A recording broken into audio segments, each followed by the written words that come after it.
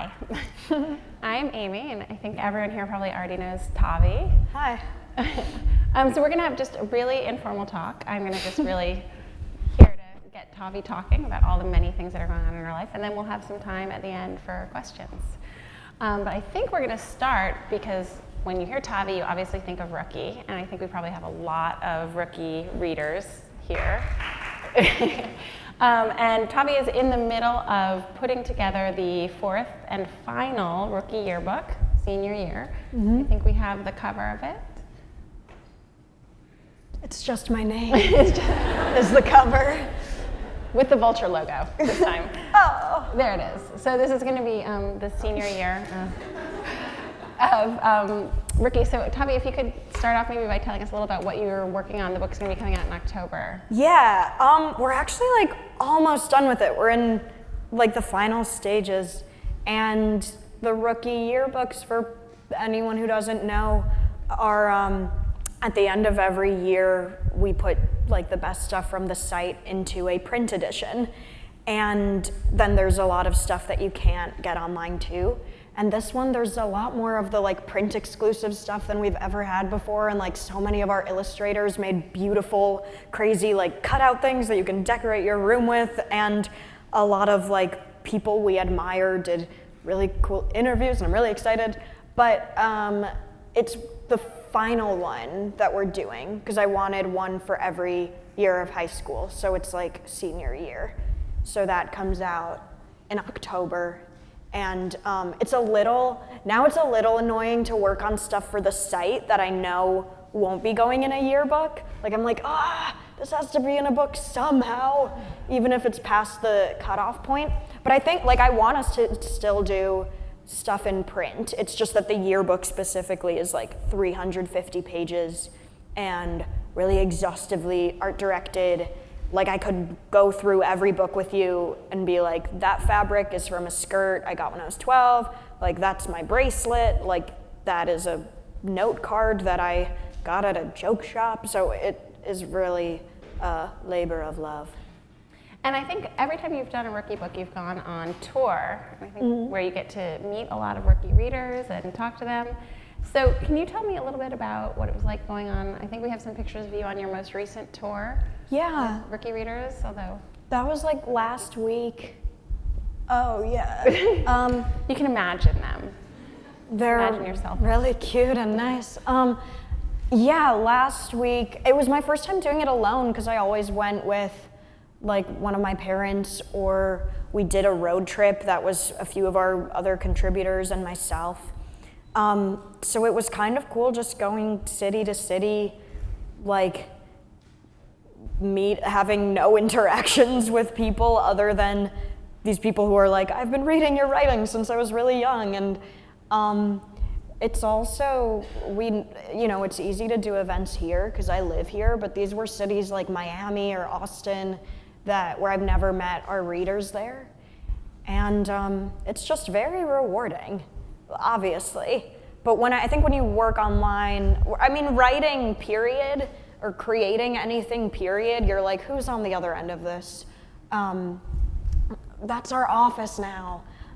We finally have an office after like 3.5 years. So that's very exciting because I basically started it like in bed, like when you have your laptop like up and you're doing this. Yeah, anyways, so it's just not like in all of these ways it's becoming like more real for me in a way than it was when I was actually in high school, because now it can actually be my full-time job, and that's great.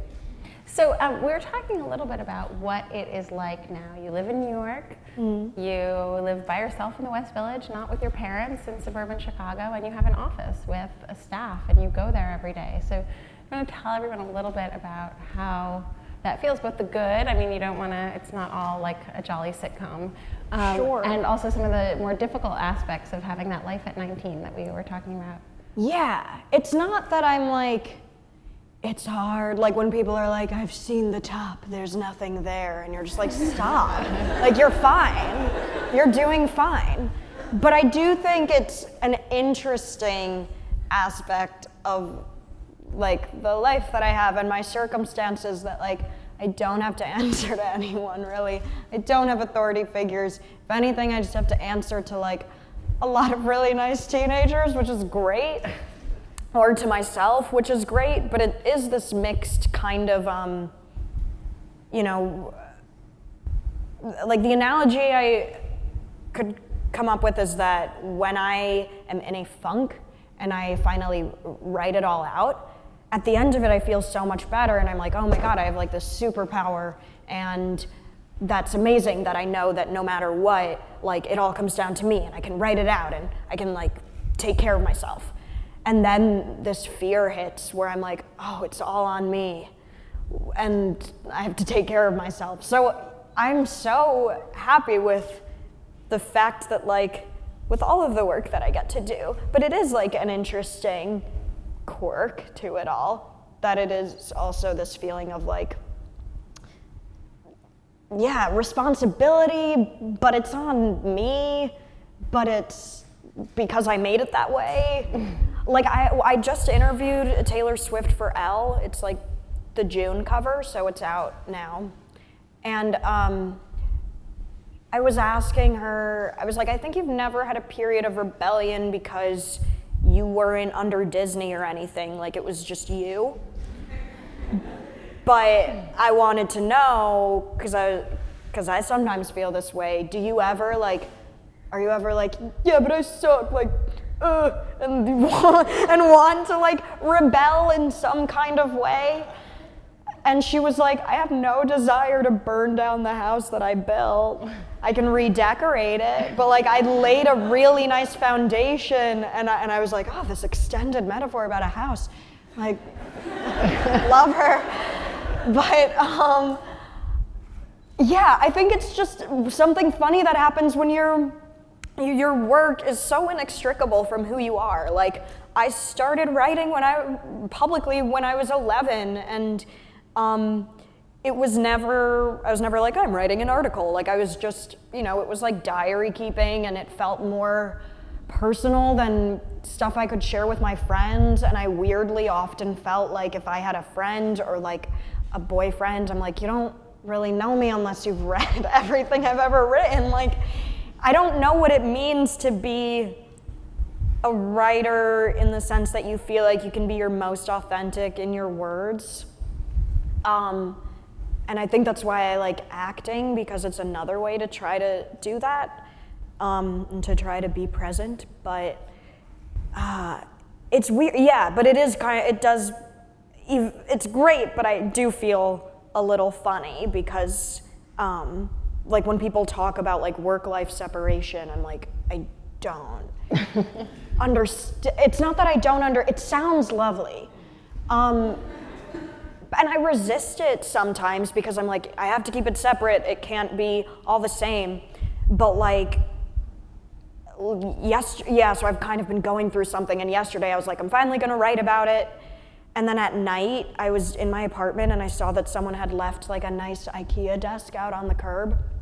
And I was like, And I had resisted making my home a workspace because I was like, it has to be separate. And I'm gonna have a kitchen table. You know, big life choices. But I like went outside and I brought in the writing desk and I got rid of the kitchen table, and I was just like, yeah, this is who you are. You write about your life. You need to talk about yourself for whatever reason. And you have to be able to do it at home. You're not someone who can just like post up in a Starbucks and do it. It is who you are. But I don't think it's totally... And you mentioned you started keeping a private diary? Well, when I started Rookie, yeah, because I had my blog, and then I started Rookie, and then I started keeping a private diary because I didn't want Rookie to feel like my blog. And I also felt like it was important to have things for myself because I was used to sharing things with an audience. And I was like, what does that do to your brain when you do that from a young age and then you become used to it? And even if like on an intellectual level you don't equate it with validation, it's still like it's there as your brain is developing. So in this crazy modern age. So I kept a diary throughout all of high school, like really detailed diaries. And I think it's so interesting what that can do to your brain. My friend reminded me the other day of Joan Didion's essay on keeping a notebook, where she said that notebook keepers are afflicted at birth with like a sense of loss. And I do find that I have this instinct of like, it's all going away. Like, I think about death all the time. I don't mean to be dark. I just think that that's part of like being a writer, specifically if you're like an archiving writer. Well, maybe that is something we were talking about, how Tavi finished recently a run on Broadway. I guess it didn't finish that recently, but Tavi did a show on Broadway, This Is Our Youth. And how there's this incredible sense of loss when it was over, because you did 230 performances and then... Right. Well, with everything else in my life, there was because I also stopped keeping a diary when we started the show, because I don't think writing and acting are actually this binary, but I had it in my head that this habit of writing down everything that happened to me was keeping me from like being able to be present on stage. Like, I couldn't get through a scene without just being like, did that moment work? How was that? Did they laugh? Like, does it seem like Michael received that? Like, it's really, I think self-awareness or trying to be aware of the world through writing, like I was used to, can become self-consciousness. And our writer and director worked a lot with me to just kind of, it sounds cliched and it sounds like it very nebulous and like it doesn't mean anything, but to be present on stage.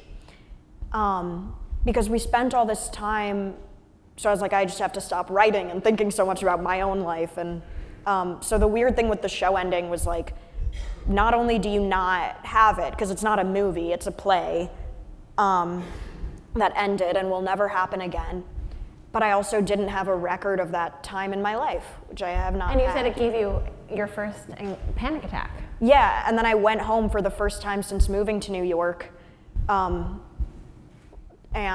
I had like 1 to 2 panic attacks a day, and I think had to start writing again to like, this sounds like such annoying like actor speak, but like to find myself again, because I had always done that and that was how I knew the truth of my own life. And then I stopped and pretended to be another person every night, and then that was taken away from me. And it's just very destabilizing and bizarre and interesting to me. I mean, our writer and director, like, we did a run in Chicago before coming. Why was I tilting so much to this side? We did a run in Chicago before bringing it to New York, where we basically set the cadence and timing of everything in the show. So I had a really strong plan B of what to do, no matter what. It was just what I did every night. And then eventually, the show had already opened here. We'd gotten reviews. It wasn't really for like the sake of the show, but Kenny Lonergan, who wrote the play, and I also just did this thing that Michael Cera would always joke about, where when someone name drops, they take a pause. So they'll be like, Kenny Lonergan. But we would do it with different names, so you'd be like, I was with my friend L, cool, J.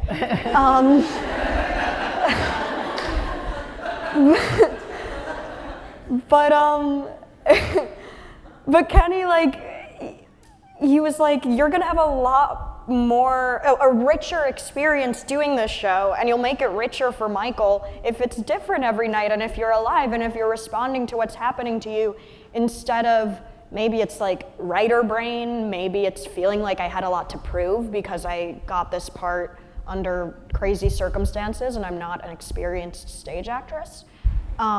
So he was like, you have to get out of like watching yourself and making sure that all of your intentions come across. And it was a very hard muscle to build, but I feel like it's also like the secret to life, because it's just learning how to be authentic and respond to something emotionally honestly. Because by that point, we had done the show so many times, so it's like muscle memory. There's no way I wasn't gonna say the right words. They were coming out as if they were my own, organically.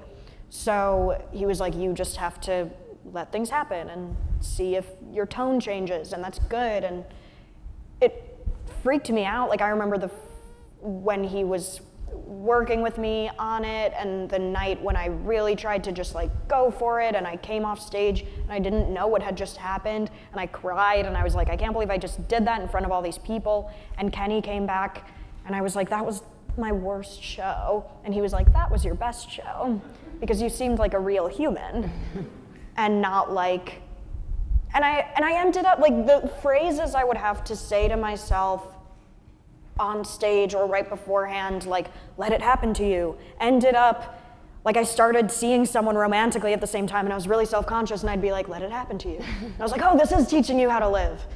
But yeah, anyways, that's a whole theory about acting for you. And is it changing the way you write? Yes, because I guess before writing was like hoarding, like it was just like emotional hoarding.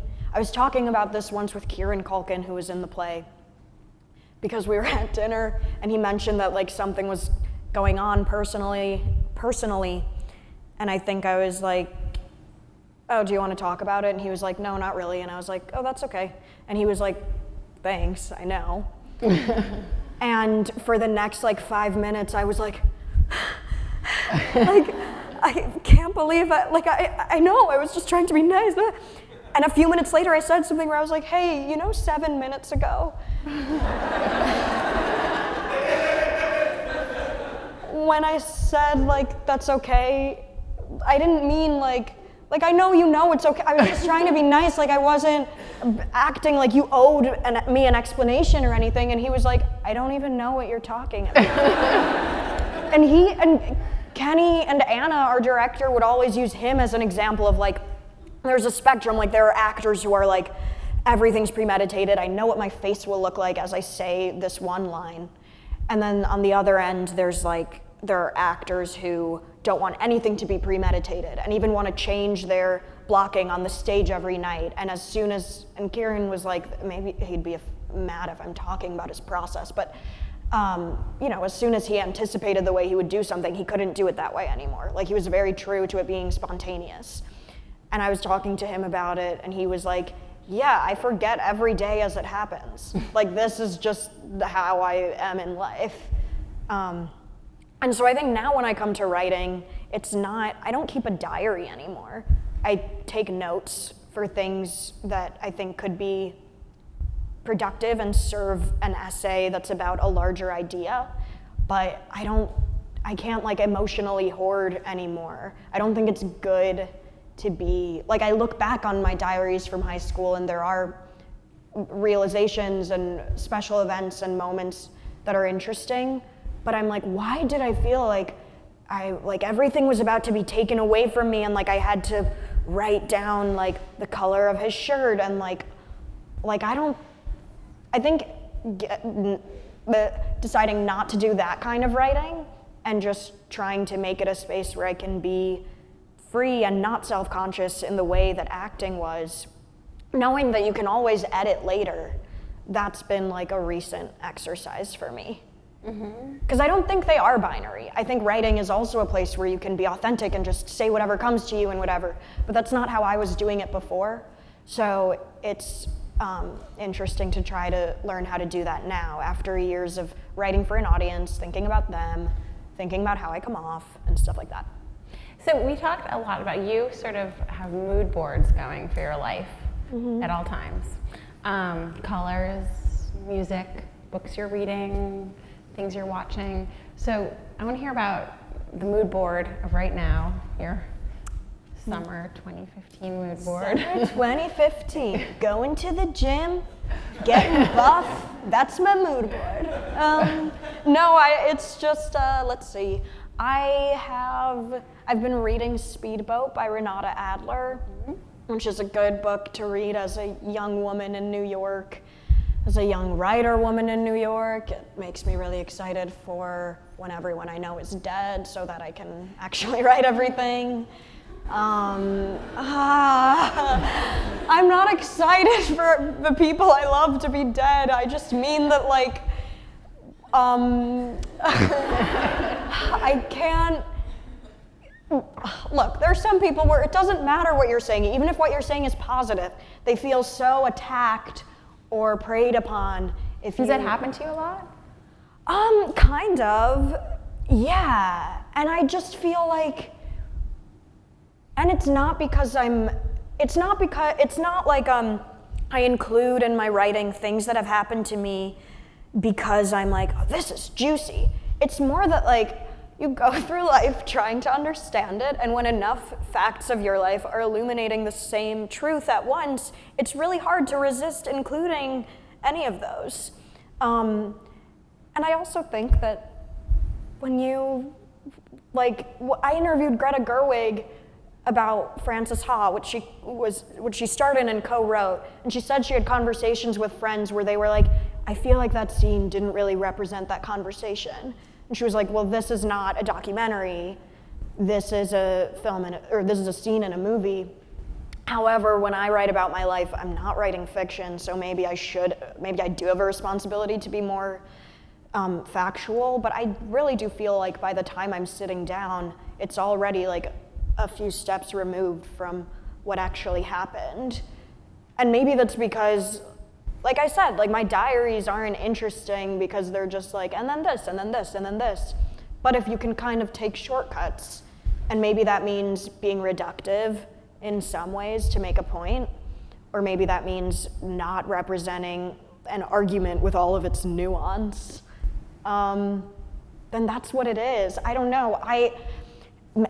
Maybe I'm not a good friend for it because, like, I've had a friend say, like, what if you were in the other position? And I was just like, I wouldn't care because I know that you're just writing your truth. Have you had your friends write about you? Have I had? No. So maybe I need like to get a taste of it or whatever. But I maintain that it's not personal.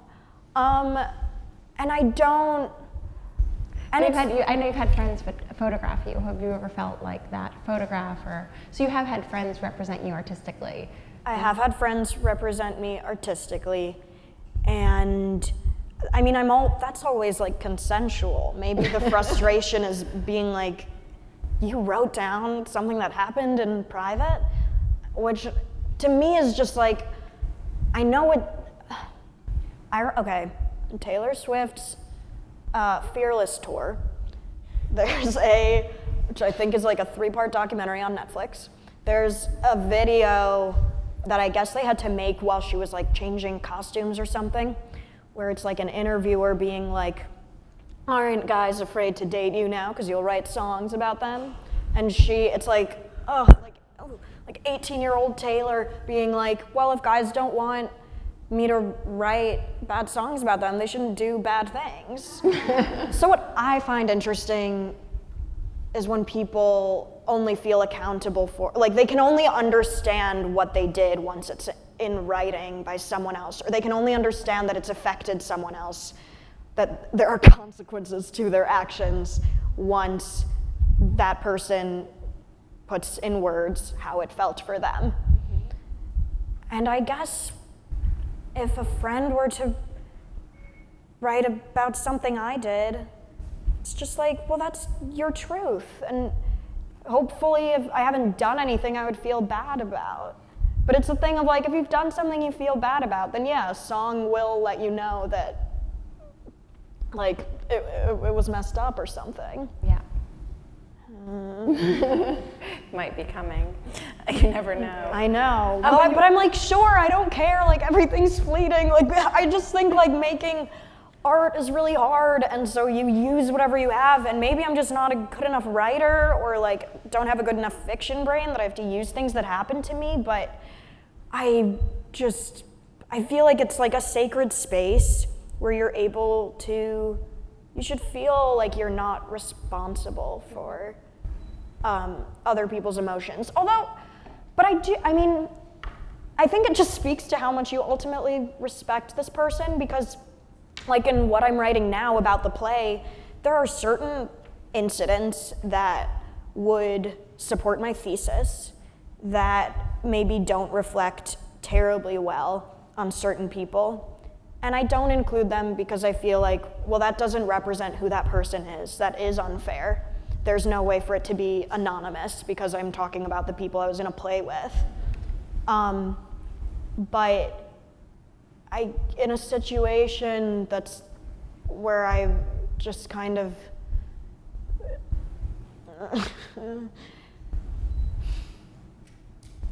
in a situation where I feel comfortable saying like, this person did this fucked up thing, it's if that's what happened and that does feel like the truth of our relationship, and I don't feel like a need to protect them or like that's not who they really are, then it stays in. When you put it out there.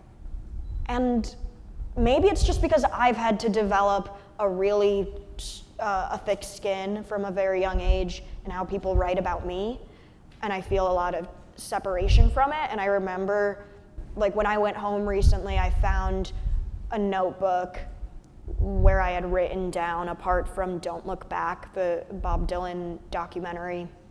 It's him, I think it's like 1965, where he reads something about himself in a newspaper, and then he's just like, that's like not really positive. And then he's just like, glad I'm not me.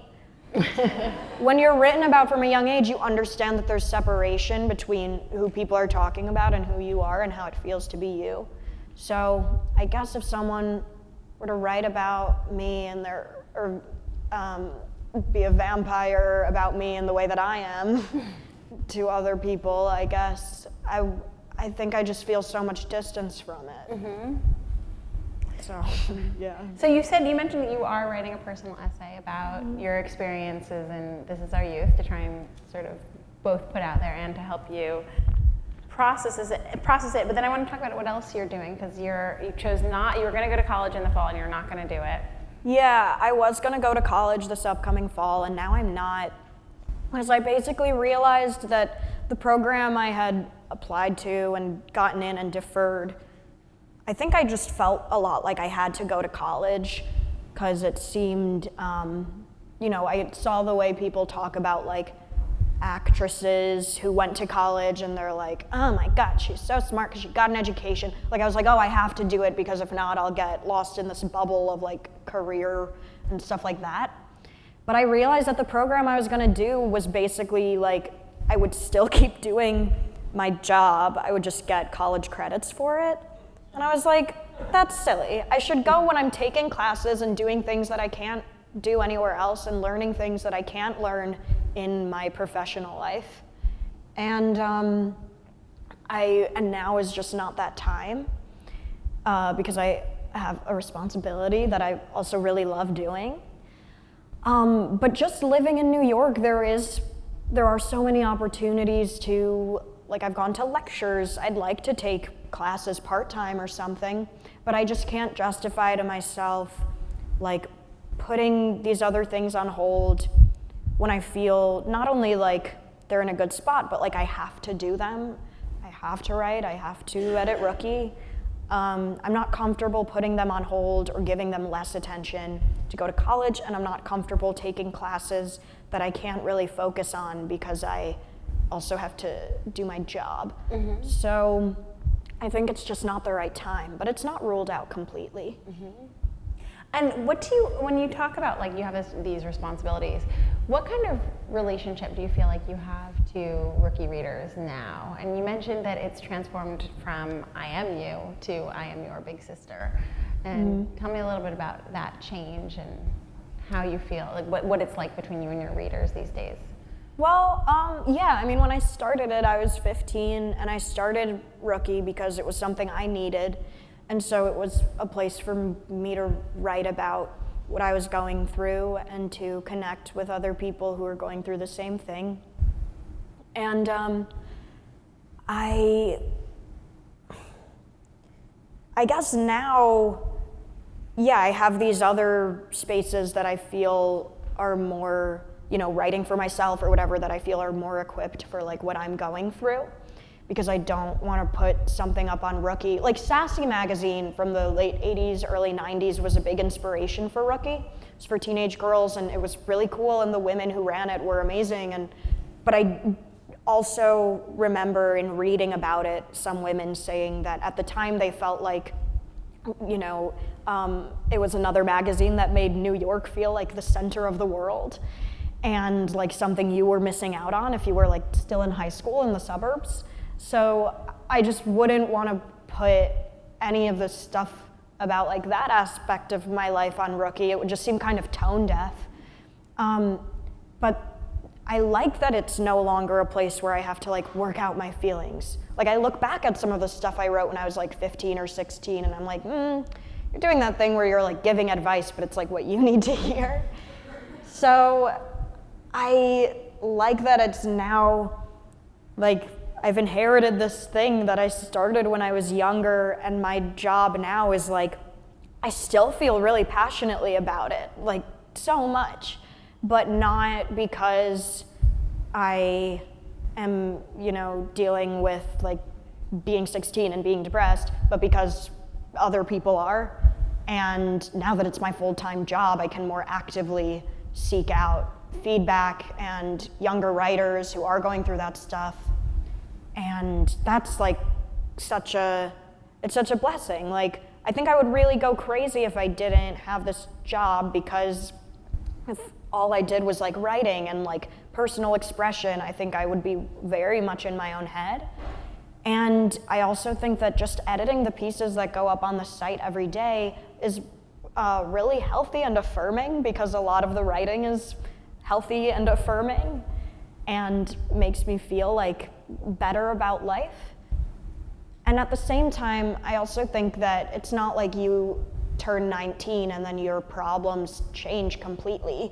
I think we have so many readers who are, women in their 20s or even 30s, because a lot of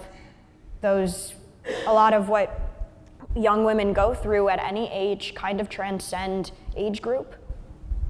Like, I think I liked Freaks and Geeks so much because they weren't trying to they weren't like, how do we reach the teens? Like, how do we like put in a cell phone and like make them say lol? And like I think the problem with a lot of stuff that's made for teenagers is that it feels like it was made by like a bunch of people in a room going like, I don't understand monkeys.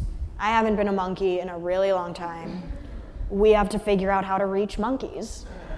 And with Freaks and Geeks, it was just like Paul Feig writing about stuff that happened to him in high school. Mm-hmm. And it was for adults, but teenagers ended up relating because it was an adult being honest about high school. So I feel like as long as you're just trying to speak your truth, it doesn't have to be like catered to what it means to be 16 in like 2015 for it to connect with someone. So. And how do you feel about your relationship to fashion, which for you is of course where it all began? I mean, this all started out of a deep love of fashion. Yeah, my relationship to fashion, I mean, I don't keep up like I did before. Like, there was a time when I could tell you every season of like Prada from 80s through like 2010. That's not funny. That was not a joke. But I don't have that anymore. Like, I don't keep up, but I have found personal style being really important in my life again, in the same way that I think writing is, in that it's a way of forming your identity and asserting who you are. Mm-hmm. And I have access to nicer clothes here, and that's cool. Yeah. So yeah. And do you find Rookie readers are interested in fashion in the same way?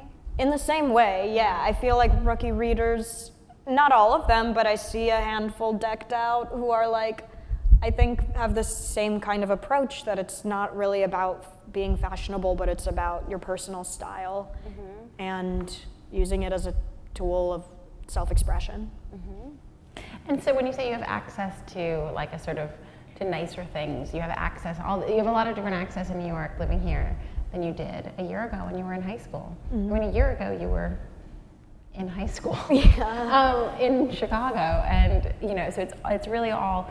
Can you just tell us all a little bit about the ways in which coming here is like what you imagined and the fantasy version, and the ways in which it is nothing like that?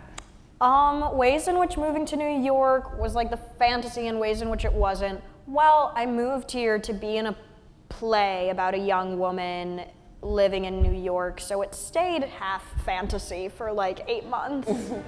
And now it's real. And I guess, okay, I realized that I was like subconsciously going for furniture colored like in colors like periwinkle and mustard because I watched Friends a lot as a child.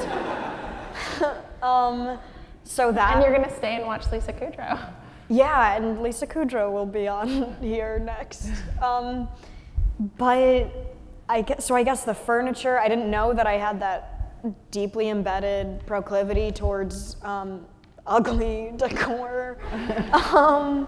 I guess living here, I don't know, there's not because I had spent a lot of time here when I was younger, and it's nice to walk around and be like, oh, this is where that thing happened when I was 13.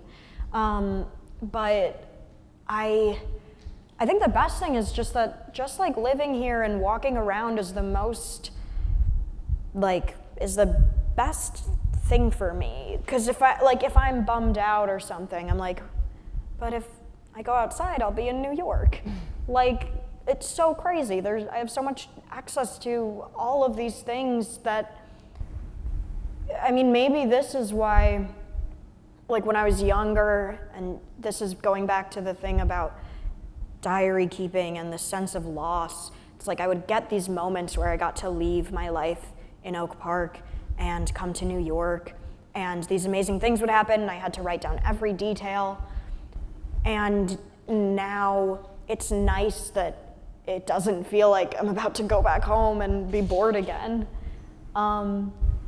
So that's just living here is like such a special experience. I don't have a lot to say about it other than that I like it a lot. And do you, so what's it like with your parents now? Your dad was your manager? I mean, he was very involved. I mean, my dad was my manager out of like necessity because I was underage and couldn't sign contracts by myself.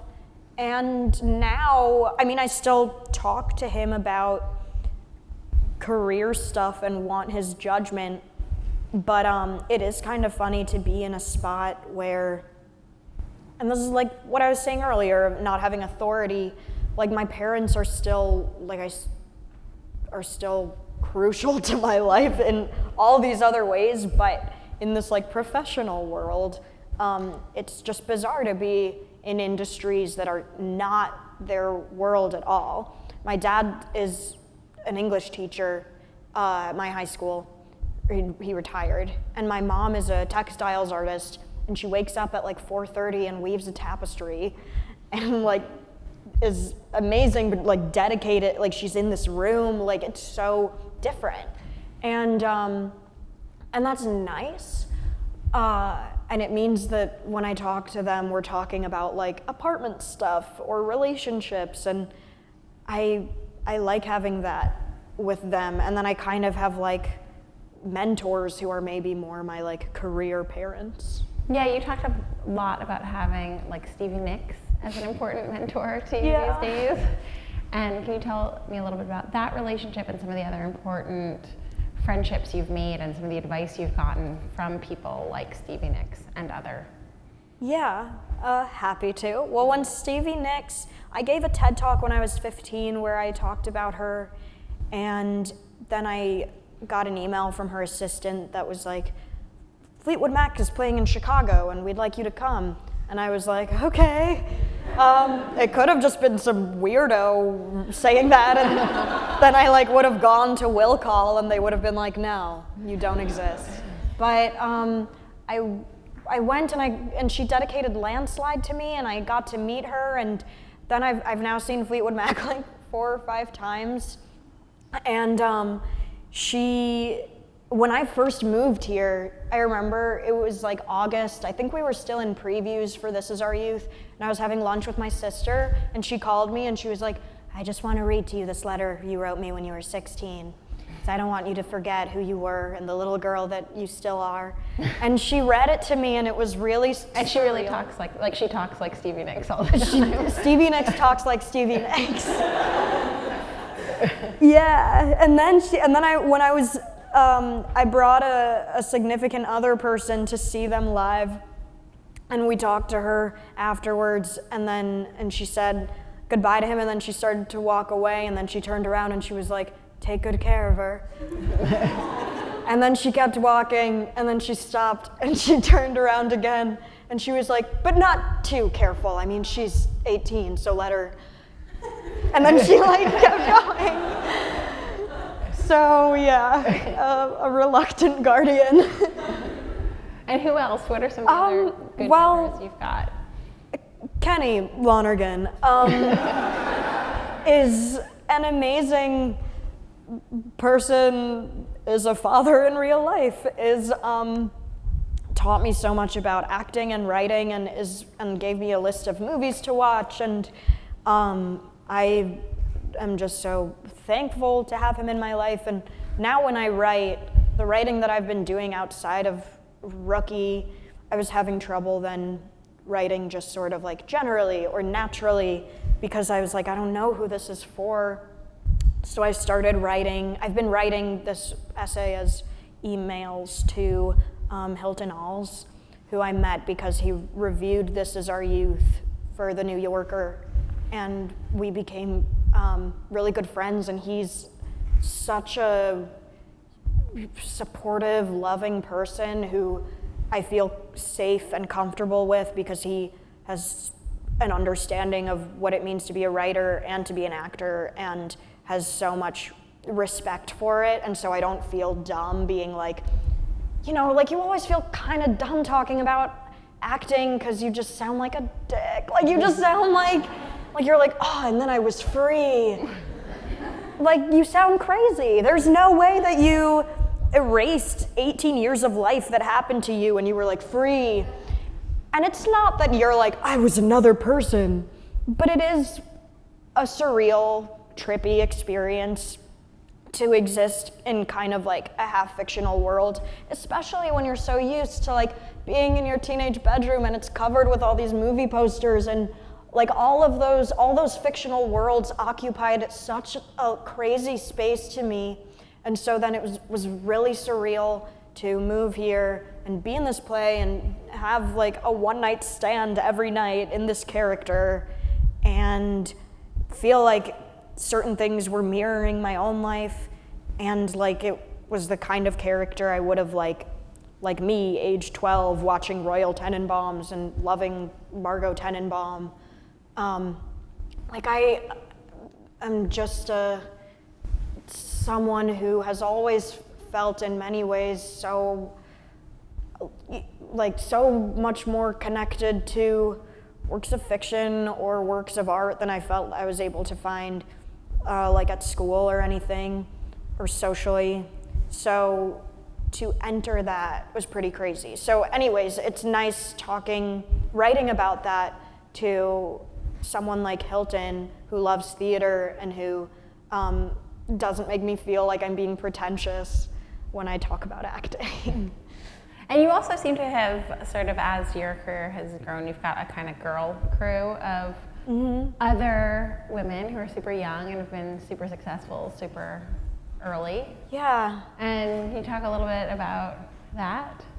Yeah, well, like Amandla Stenberg, who has done stuff for Rookie and has stuff in the next book, and she's an actress, and I think she's 16 or 17, but she lives, I think she moved out.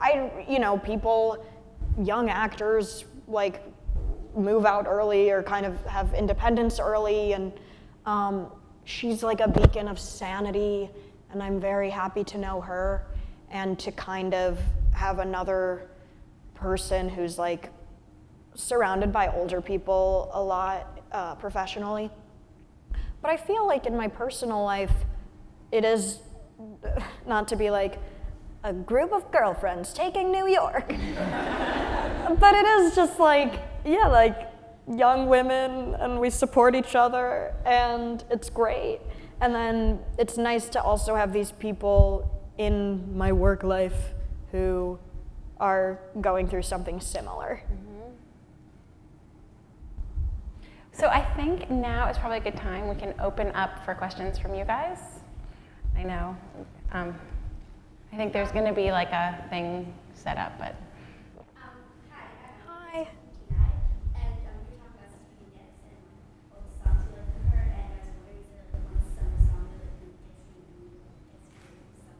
Ooh. A Stevie Nicks song specifically? Oh, a song that gets me pumped for summer? Well, Fleetwood Mac does have really good summer jams. I really like, wait, no, all of my favorites are sad. Oh, the Clueless soundtrack is really good. Like Tenderness, the Supergrass song, all really good. Hey Ma by Cameron is like a summer, that's all I need. I can't sing along because I seem sad and like not the person who should be singing that song, but yeah, Do you sing, Tavi? What? Do you sing? Is that a thing you do? No. I mean, hey Ma, I've done karaoke every weekend for the past like 4 weeks. So I'm like, am I a singer? Yes, yes.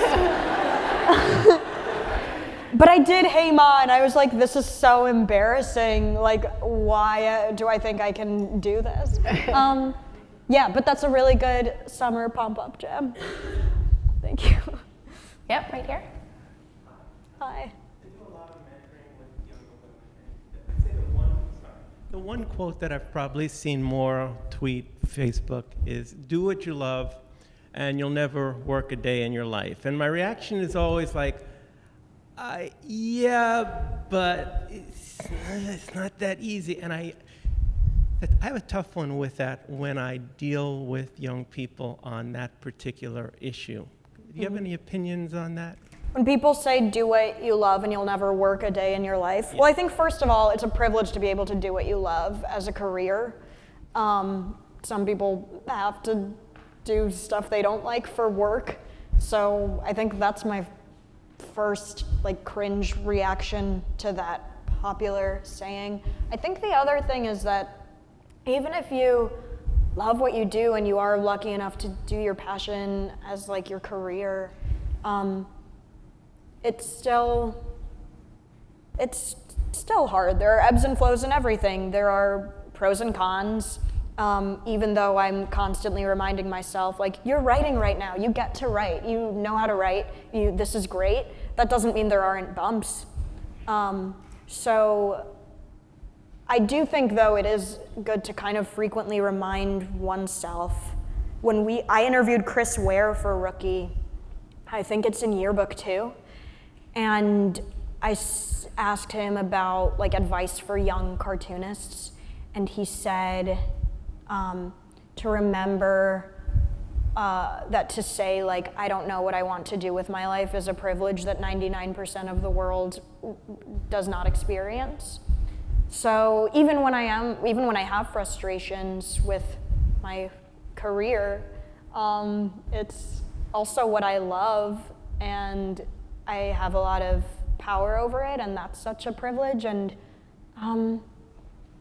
yeah, but that doesn't mean that you can't have, things that you have to deal with. I mean, that's just perspective, and like problems are relative, and even if you're doing what you love for a living, there are still, of course, there is still like, you hit speed bumps. There's someone back there. Hi, I'm Gabrielle. Hi. Hi. Recently, I read an article, I think Nylon put it out and a couple others, about a week ago. Some reporter basically put down you, saying that you don't know anything about life experience because you're young. And you came back with this amazing rebuttal, just standing up for yourself and for our generation. And first of all, thank you. And second of all, how did that make you feel, Thank you. Yeah, so not a reporter, but a like street style photographer who was also a blogger, and so I think we were at the same time, maybe pooled together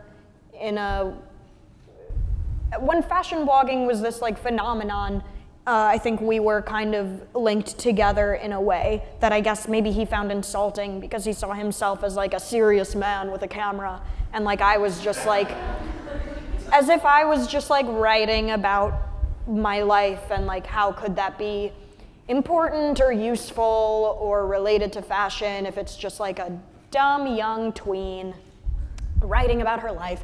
Yeah, I mean, what he said it could only be abstract to me, and that it's like 5-year-old Michael Jackson trying to sing about love. He said, I'm not a serious grown-up, which is a self-defeating phrase if you're trying to seem like a serious adult. And that was when I was like 14, and so at that time it was kind of common that people were saying stuff like that, but I never responded until it was brought up in this interview recently. And it's just like, what a stupid thing to say. Like, why would a middle-aged man's opinion on fashion be more relevant than a teenage girl's? Like, that's crazy. And that just goes back to like, I don't know. I mean, I remember one time on his blog, he because he was a street style photographer, but one time he tried to give a girl a makeover. Like, he had a post that was like, I didn't like her outfit, so I helped her out. Like, it's this weird, to me, it's like this really gross thing of like, even in fashion, which is, for me, a way to express myself, it's like we still need like this man's opinion on like what is like the finest kind of leather or something. Like stuff that I don't care about at all. I don't know, and that just goes back to like, that's just related in general to people having these very weird ideas about like who's allowed to talk about what and who's the authority on different things. And there was a lot of that conversation happening when my blog was getting attention. And I just felt like I was just writing about my life and responding to the world around me. And I don't think you have to like reach a certain age before you're able to reflect on what's happened to you. And I think that fashion does not like start at a certain age, and it probably, again, a teenager is more the demographic for it than a middle-aged man. And I felt I was a little snarky. I said he's shorter than me in real life, which is true. But there's a larger thing there. Let's take the, oh, sorry, no, you got a larger thing. I was going to help you get out of the moment. You know what? If you had a larger point to make, you can. The larger point to make is, I only point out the shortness thing because I feel like it holds this, it like symbolizes something larger, which is that like, men feel threatened by young women, especially creatively, or especially if it is rooted in like personal self-worth, attractiveness, feelings, like things that are supposed to make you feel powerful, and then it turns out I'm gonna stop talking. Next question. Here, right here. Hi, my name is Kara. Hi. I noticed that you were talking earlier in the writing sense about kind of being in your own head a little bit, and well, for a while, I've kind of had to be in my own head for a while, and I was wondering kind of what your advice is, or maybe like what you would recommend the first step is to kind of getting out of your head in a sense and kind of like seeing the world around you more, if that's okay to ask. Yeah. Okay. Thank you. Sure, thank you for your question. Getting out of your head and seeing the world around you more. I guess, well, do you live here? No, I don't actually. I live in Philadelphia. Okay. I mean, it's like it's smaller, granted, but there's still like things to see and do, and it's easy to come here and other places. So, but I was just well, I personally have depression, and I was just kind of wondering like how, I don't know, just how to maybe like look through, I don't know. Okay, no, I totally get what you're saying now. At first, my thought was like, you gotta go to the Empire State Building. Yeah, I mean, I've written about that, getting out of your head. I know, it sucks. I think It sucks as reductive. I'm just trying to empathize with you because I experienced that as well. And I think that something that helps me, well, I feel like when I get depressed, it becomes like just a lot of like thinking about like it's like a chicken or the egg thing of like, am I depressed because I dislike myself, or do I dislike myself because I'm depressed, and that makes you more like self-analytical in like a toxic way. And I think forcing yourself to pay attention to the things outside of you instead of looking inward so much. Like last night, I was having a bad night and I put on It's a Mad, Mad, Mad, Mad World, which is like a zany 1960s, like people want money and the world's crazy and like there's a lot of slapstick or whatever. And for whatever reason, that's like just my kind of humor. And then after like 2 hours, I was like, oh, I was so excited to see like when the fireworks would blow up and like that guy's butt would be set on fire. But I guess when you're depressed, it's hard to pay attention. Like, I don't know, I think it does in a way come down to like health things. Like it helps me, I've started doing yoga and that helps me feel basically sane. And I also have like phrases for that I've gotten, I mean, from doing the show even, I'm trying to like pay attention instead of thinking about how I come off. Like I remember one time our director was like, go out there, don't think about any of our notes, just pay attention to Michael. So when I'm like gonna meet someone for dinner, but I'm a little worried that I'll feel weird or make them feel weird because I've been having a really rough day, I'm like, just pay attention to them and ask them questions and like look outward as much as, I know you're asking like, how do you do that? But I feel like you just have to do it. Does that make sense? It does kind of like throw yourself in and kind of just try it and kind of just go with it. Kind of, yeah. I know, and it sounds so reductive, like, just go for it, you got this. Like, but I think that like, in a way, there is no way to like like you can't prepare for like being present. You just have to like pay attention to things. But I do think that requires like an amount of like physical health and basic like Maslow's hierarchy of needs stuff that have made me prioritize like health and self-care a lot more lately. So yeah. Thank you, sure. I hope that helps. I think right here? Yeah, you. Yeah. I think there's a microphone coming your way. I just wanted to tell you, me and my friends started this feminist fashion magazine. We're actually going to print in July, and it never would have happened without you. So I was just wondering, can I give this to you? Is that yes, allowed? Absolutely. Congratulations. Thank you so much. Like, Thank you. I think a round of applause for the magazine.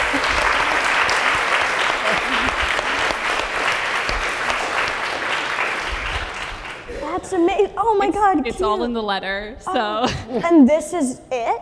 That is a little leave behind. We are going to print June 24th, so I don't have it with me, but all our social media and stuff is on there. So cool. Yeah, I just wanted to tell you about it because it never would have happened without Rookie and the community that you've created. So thank you so much. Thank you. And I was just wondering, how do you think, like, I'm such a huge Taylor Swift fan, and I know you are too, and I was just wondering, how do you feel like she's changing kind of the feminist landscape of pop culture right now? Well, good question. I mean, Taylor is so interesting to me because when I got into her music, I did feel like it was somehow at odds with my feminism. Like, for the most part, I was like, this girl is writing about her own life. That's amazing. That doesn't happen a lot in pop music. But it was also, they were also like ideas about love that felt sort of antiquated or gendered in a way that I didn't identify with. And I think what has happened now, and why I'm so happy she'll call herself a feminist now, is that, well, when I interviewed her for Elle, she was like, my first 2 albums were based on an idea of love that I learned from movies and literature, which is why when people like get mad about like a song like Love Story, I'm like, what do you expect? Like, this is what we're taught. It's descriptive, it's not prescriptive. So, and then she was like, then my next albums were kind of about just the guy and pointing fingers and trying to place blame. And then my new album, it's a lot more, she was like, I didn't date for 2 years, or it's a lot more unclear, like who was in the right and who was in the wrong, and it's a lot more nuanced. And now she's also, she's stopped dating and like surrounded herself with other creative women and identifies as a feminist. And I don't know how that like changes pop music. It makes me really happy that it's not, that it makes being, because I think like maybe a lot of young women who might look up to her feel feminine and feel girly, or they are like obsessed with boys or whatever. And I like how her calling herself a feminist shows that those two don't have to be mutually exclusive. And to me, I'm so glad that she's like using that word, and it makes me really happy. Thank you. And congratulations again. Back here. I have a fashion shoe blog, and it started off more food focused, and now it's kind of evolved into more fashion.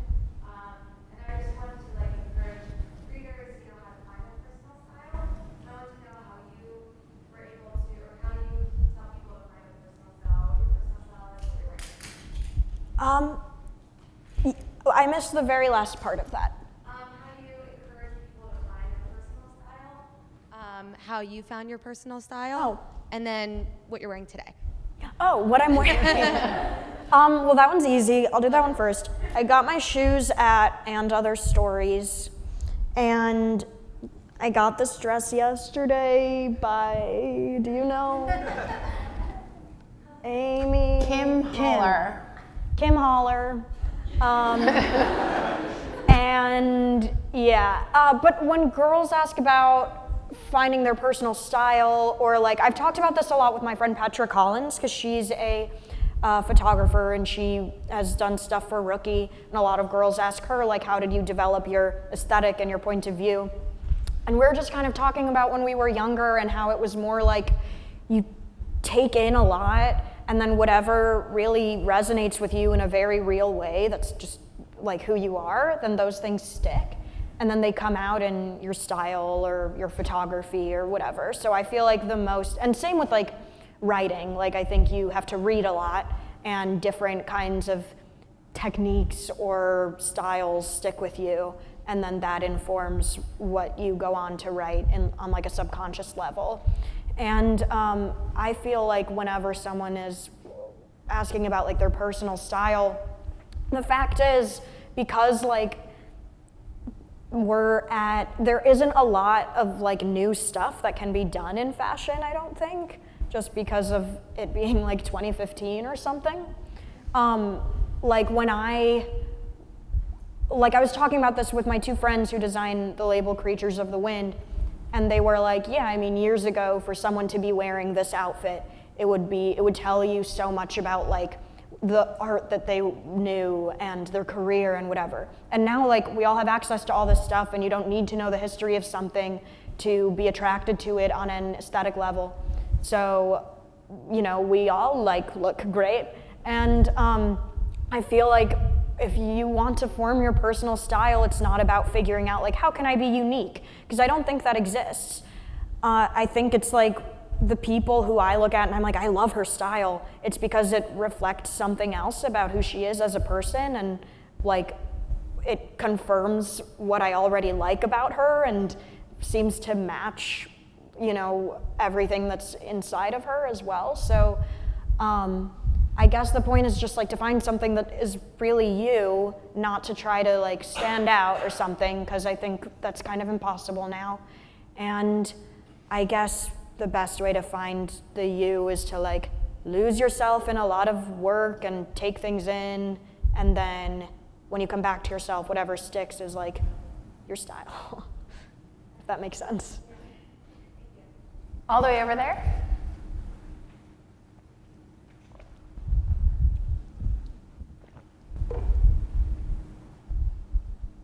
Hi, my name is Esteban. I'm from Colombia, and I really come to New York just for your interview.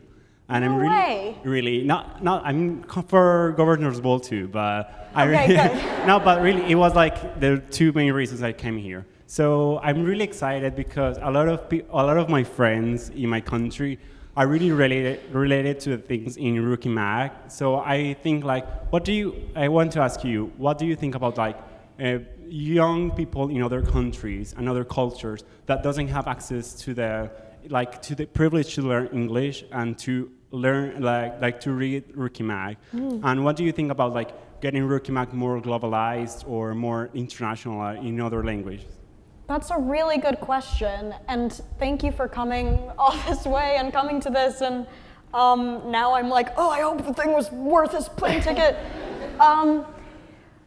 I think that's definitely something that we're working towards, and I want it to be a lot more accessible for people for whom English isn't their first language, and I don't want them to have to copy the text and go to Google Translate. I hope that can be part of the site. It's still, even though it's been around for over 3 years, and I feel like we have a strong community, there are still so many ways in which it's still a startup, as much as it's also a passion project. There are certain limitations at the moment still as to as to what we can do with the site and how we could globalize it more. But if you have thoughts about ways we could make it more accessible in that way, I would really love to know, and we could talk after. And because I don't want to put you on the spot. But thank you for asking that question and for coming. I think we have time for one more. We'll go right here. You have sunglasses, yeah. I could completely relate to what you were saying about your Broadway experience and about how separation anxiety, about how much of a family it is to you and how much you learn. And I know it's just really serene to be up there, and you learn so much, and each show is so different. And I was wondering what really stuck with you from that show, either from the play itself or something the cast taught you. I guess what stuck with me the most, I still try to use let it happen to you and things like that just to become less self-conscious in life. And I feel really, really lucky that I still have this community with the other guys who were in it and with Kenny. And that's probably what stuck with me the most. Were you in a play? I was a few, yeah. When That's I was around 12, 13, yeah. so cool. I completely understand how much of a second family it is, and I've learned so much from being surrounded by adults my entire life, and kind of hard to relate to my friends my age because I'm a little different than they are in that way because I grew up around that. But it's just, every show is different to everyone, and it's just such a magical thing to be involved in something like that. And I just wanted to know what you thought. So thank you. Yeah, thank you. Yeah. Well, thank everyone for coming, and thanks, Tavi, for being part of our multiple school.